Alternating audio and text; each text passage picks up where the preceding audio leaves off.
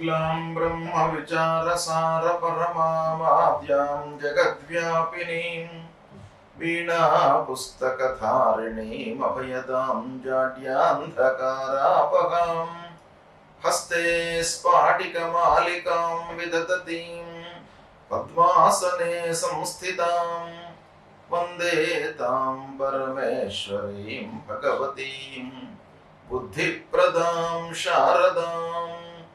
श्री महागणाधिपतये नमः। श्री महासरस्वत्यै नमः। श्री गुरुभ्यो नमः।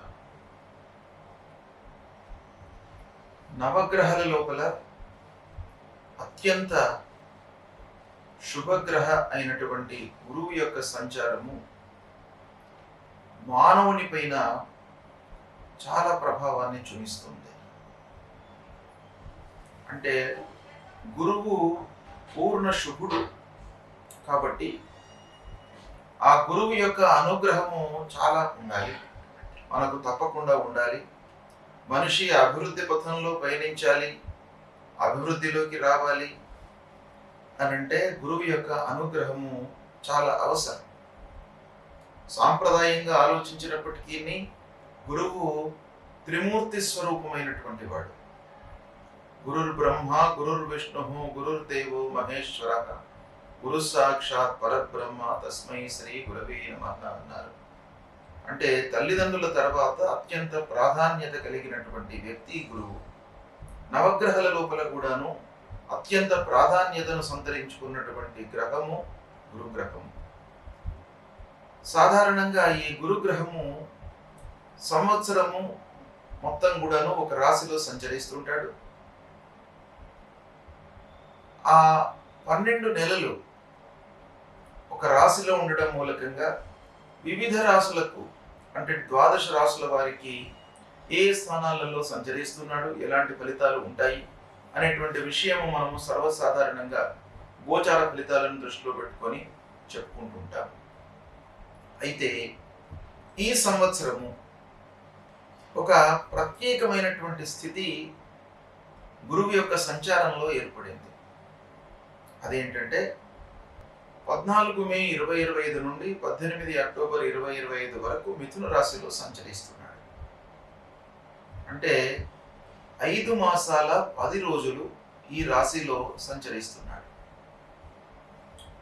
12 మాసాలు ఉండవలసినటువంటి గురుగ్రహము ప్రథమం లోపల 5 మాసాల 10 రోజులు ఉంటున్నాడు. అంటే ఈ సందర్భంలో 12 రాశుల వారికి ఎలాంటి ఫలితాలను ఇస్తున్నాడు ఈ 5 మాసాల లోపల? అయితే మృగశిర నక్షత్రం 3వ పాదంలో ప్రవేశించడంతో మిథున రాశిలోకి ప్రవేశిస్తున్నాడు. అంటే 14 మే 2025 రోజున మృగశిర 3వ పాదంలోకి ప్రవేశిస్తున్నాడు కనుక మిథున రాశిలోకి ఎంటర్ అవుతున్నాడు. దాని తర్వాత మళ్ళీ ఆరుద్ర నక్షత్రంలో 13 జూన్ రోజున ఆరుద్ర నక్షత్రంలోకి ప్రవేశిస్తున్నాడు. తదనంతరం 13 ఆగస్టు రోజున పునర్వసు నక్షత్రంలోకి ప్రవేశిస్తున్నాడు. ఈ విధంగా ఈ 5 మాసాల 10 రోజులు ఈ నక్షత్రాలలో ప్రయాణం చేస్తున్నాడు గురుగ్రహము. ఈ గురుగ్రహము మానవుడి పైన అంటే జాతకుడి పైన 12 రాశులలో జన్మించినటువంటి వారిపైన అనేక అంశాలపైన ప్రభావాన్ని చూపిస్తుంది. ముఖ్యంగా ఆదాయము, రాబడి, వృత్తిపరమైనటువంటి ఔన్నత్యం ఎలా ఉంటుంది అనేటువంటి విషయం పైన, తర్వాత గురువు సంతానకారకుడు కాబట్టి పిల్లల యొక్క అభివృద్ధి, వాళ్ళ చదువు, ఉద్యోగాలు, సెటిల్మెంటు ఎలా ఉంటాయి అనేటువంటి విషయం పైన కూడాను ఆ గురువు యొక్క ప్రభావం ఉంటుంది.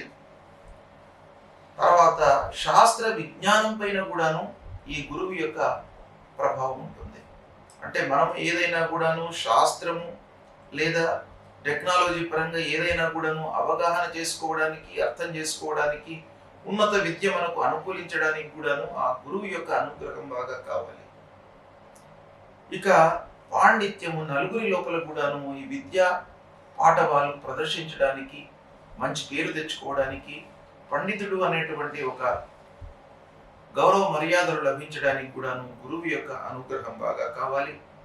అంతేకాకుండా ముఖ్యంగా జాతకుడు అంటే మనిషి ధర్మ మార్గంలో ప్రయాణించడానికి కూడాను ఆ గురువు గ్రహం యొక్క అనుగ్రహం కావాలి.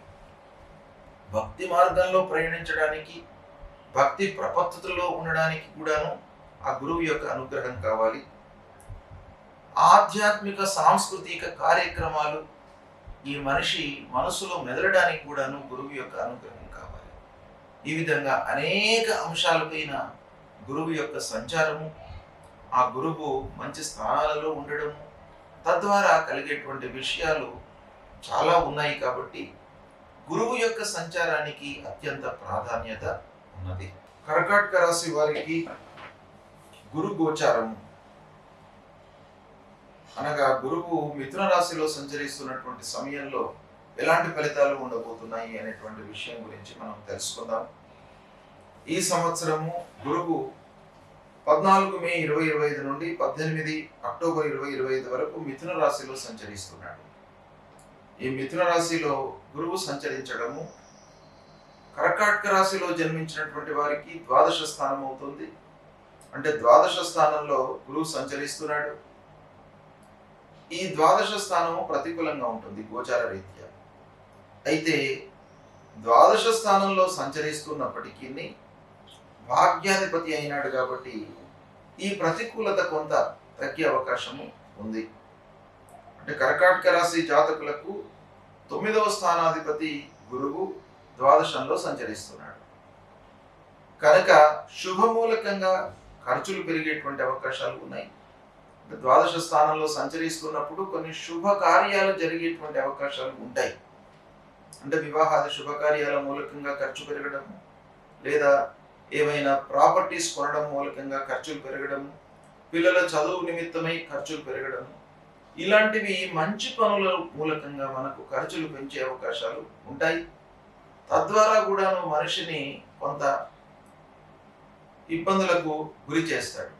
అయితే ఓవరాల్గా మనకి ఏంటంటే ఖర్చులు పెరగడం మూలకంగా మనిషి లోపల భయభ్రాంతులను క్రియేట్ చేసేటువంటి అవకాశాలు ఉంటాయి.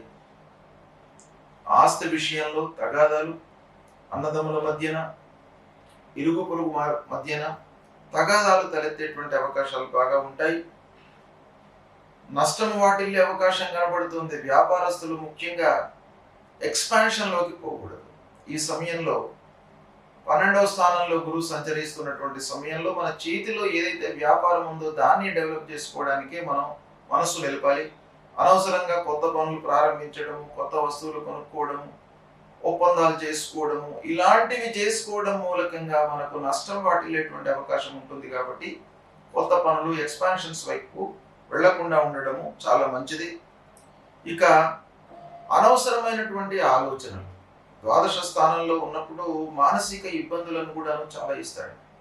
అంటే మానసిక ఇబ్బందులు చాలా రకాలుగా పనుల ప్రభావం మూలకంగా మానసిక ఇబ్బందులు కలిగేటువంటి అవకాశాలు ఉంటాయి. కనుక అనవసరమైనటువంటి ఆలోచనలకు స్వస్తి పలకాలి. మీరు ఎంతవరకు ఆలోచించడమో అంతవరకు ఆలోచించండి. ఆలోచించినటువంటి విషయాన్ని అమలు చేయండి ఇమీడియట్గా. కాకుండా కేవలం ఆలోచనలకే పరిమితమైనట్టయితే మీ లోపల భయభ్రాంతిలు డెవలప్ అయ్యేటువంటి అవకాశాలు ఉంటాయి.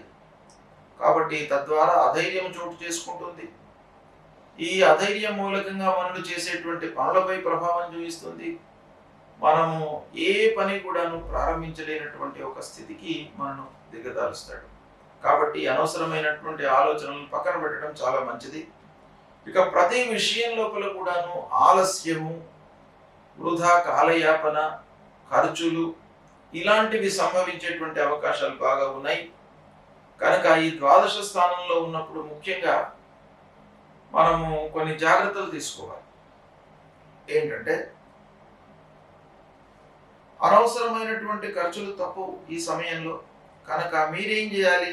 వాటిని నియంత్రించుకోవడానికై ప్రయత్నాలు చేయాలి. ఏది అవసరమో దానికే మీరు ఆ డబ్బును వినియోగించడానికై ప్రయత్నాలు చేయండి. తద్వారా మీకు కొంతలో కొంతనైనా కూడాను అది రెక్టిఫై అవుతుంది.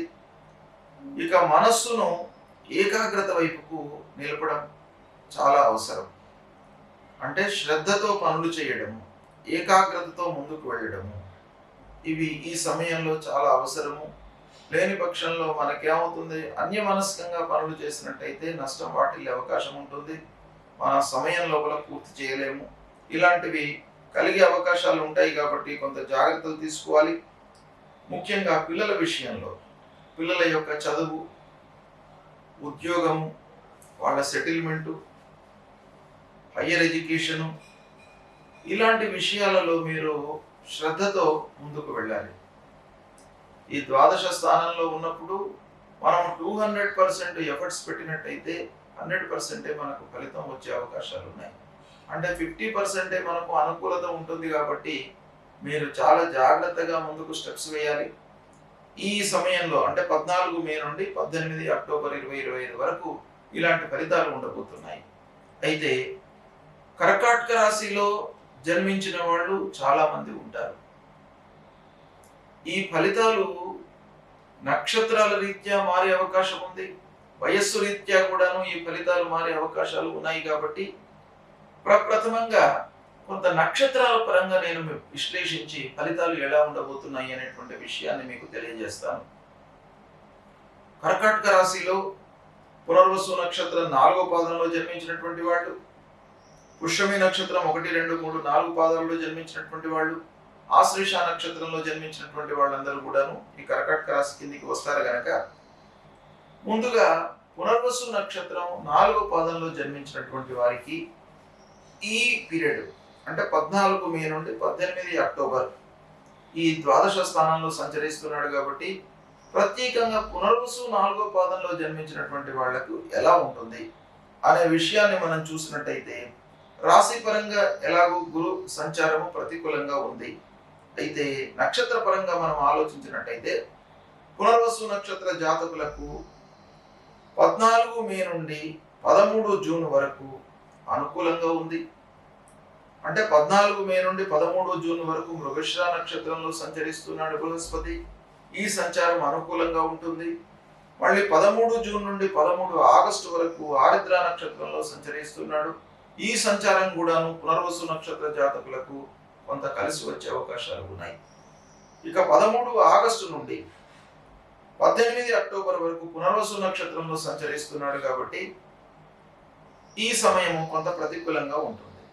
అయితే ఈ విధంగా ఆలోచించినట్టయితే కర్కాటక రాశిలో జన్మించి పునర్వసు 4వ పాదంలో జన్మించినటువంటి వారికి ప్రత్యేకంగా రాశి పరంగా ప్రతికూలత ఉన్నప్పటికీ నక్షత్ర పరంగా మృగశిర నక్షత్రంలో సంచరిస్తున్న సమయము, ఆర్ద్ర నక్షత్రంలో సంచరిస్తున్న సమయము అనుకూలంగా ఉంది. అంటే దాదాపు 5 మాసాల 10 రోజుల లోపల 4 మాసాలు అనుకూలంగానే నక్షత్ర రీత్యా ఉంది. కాబట్టి ఈ రెండింటినీ కూడా యావరేజ్ చేసుకొని చూసినట్టయితే మనకు 70% వరకు దాదాపు బాగానే ఉంటుంది. కనుక పునర్వసు నక్షత్ర జాతకులకు కొంత కలిసి వస్తుంది. ఇక పుష్యమి నక్షత్ర జాతకుల విషయం ఆలోచించినట్టయితే ప్రారంభంలో అంటే 14 మే నుండి 13 జూన్ వరకు ప్రతికూలంగా ఉంది. 13 జూన్ నుండి 13 ఆగస్టు వరకు అనుకూలంగా ఉంది.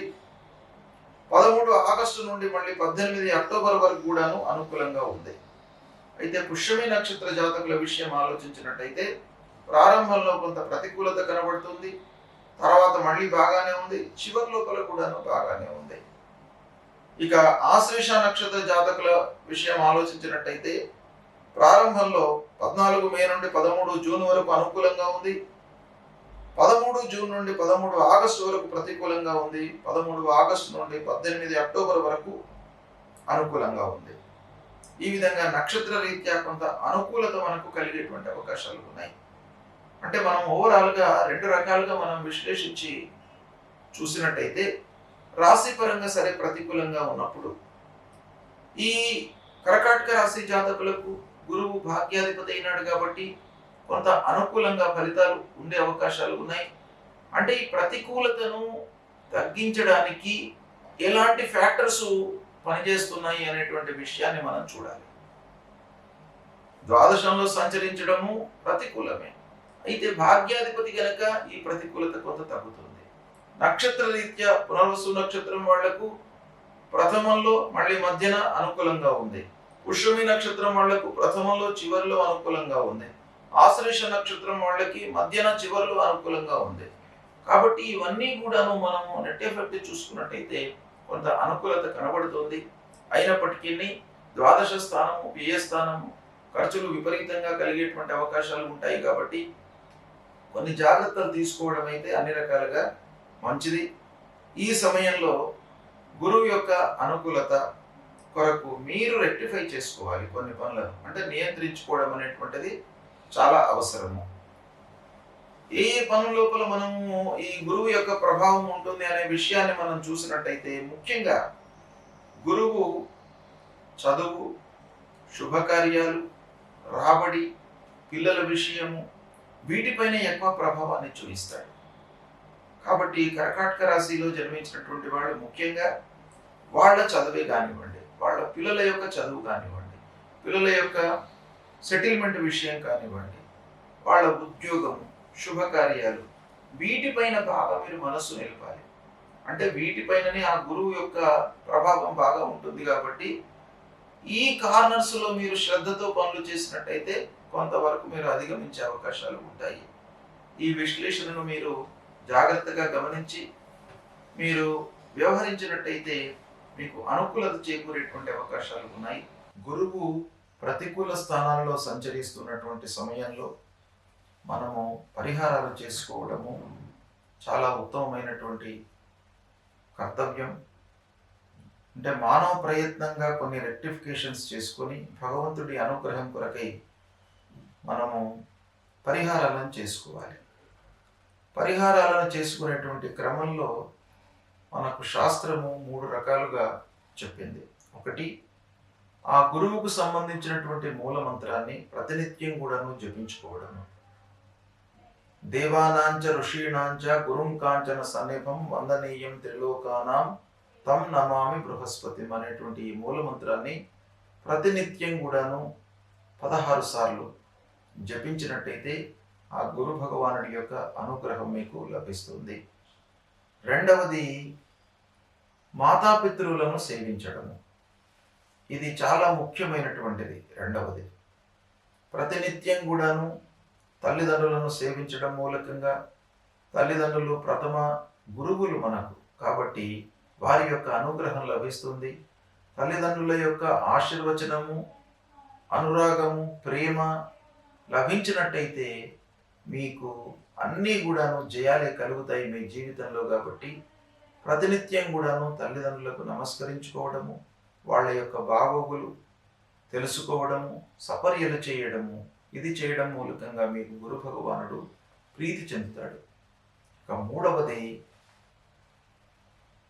గురువుకు సంబంధించినటువంటి దానాలు ఇవ్వడం. గురువుకు సంబంధించినటువంటి దానాలు ముఖ్యంగా పసుపు పచ్చ వస్త్రము, శనిగలు, ఇవి దానం ఇవ్వాలి. వస్త్రదానము, శనిగలు దానంగా ఇవ్వడం మూలకంగా కూడాను ఆ గురు భగవానుడు ప్రీతి చెందుతాడు. దానము ఎప్పుడైనా కూడాను మనము ఎవరికైతే అవసరమో వాళ్ళకే దానం ఇవ్వాలి. కొంత ఇబ్బందులలో ఉన్నటువంటి వాళ్లకు, అలాంటి వాళ్లకు మనం దానం ఇచ్చినట్టయితే ఆ దానానికి విలువ ఉంటుంది. కడుపు నిండినటువంటి వాడికి భోజనం పెడితే ఆ భోజనంలో ఉన్నటువంటి రుచి అనేటువంటిది వాడికి తెలియదు. ఆకలితో ఉన్నటువంటి వాడికి భోజనం పెట్టడము, ఇలాంటివి కొన్ని చేయడం మూలకంగా ఆ గురు భగవానుడు ప్రీతి చెంది మీకు దుష్ట స్థానాల్లో సంచరిస్తున్నటువంటి ఆ ప్రతికూల ఫలితాలను తగ్గించి అనుగ్రహించేటువంటి అవకాశాలు ఉంటాయి. కాబట్టి తప్పకుండా ఈ దానాలను కూడాను మీరు ఆచరించండి. నాలుగవది, భగవంతుడి అనుగ్రహం కొరకై దేవాలయానికి వెళ్ళడము, దైవ ప్రార్థన చేయడము, నామ సంకీర్తన చేయడము, ఇవి కూడాను మనకు ఈ పరిహారంలో చాలా ముఖ్యమైనటువంటివి. దత్తాత్రేయ స్వామిని కొలవండి, దక్షిణామూర్తి స్తోత్ర పారాయణం చేయండి, తర్వాత నరసింహస్వామిని కొలవండి, విష్ణు భగవానుని కొలవండి. దైవ కీర్తన, నామ సంకీర్తన అనేటువంటిది చాలా ముఖ్యమైనటువంటిది. కాబట్టి ఈ రకంగా మీరు చేసినట్టయితే ఆ గురు భగవానుడు మిమ్మల్ని అనుగ్రహిస్తాడు. కనుక తప్పకుండా గురువు ప్రతికూలంగా సంచరిస్తున్నప్పుడు తప్పకుండా మనము పరిహారాలు చేసుకోవాలి. ఇవి చేసుకోండి, మీరు శుభ ఫలితాలను పొందుతారు.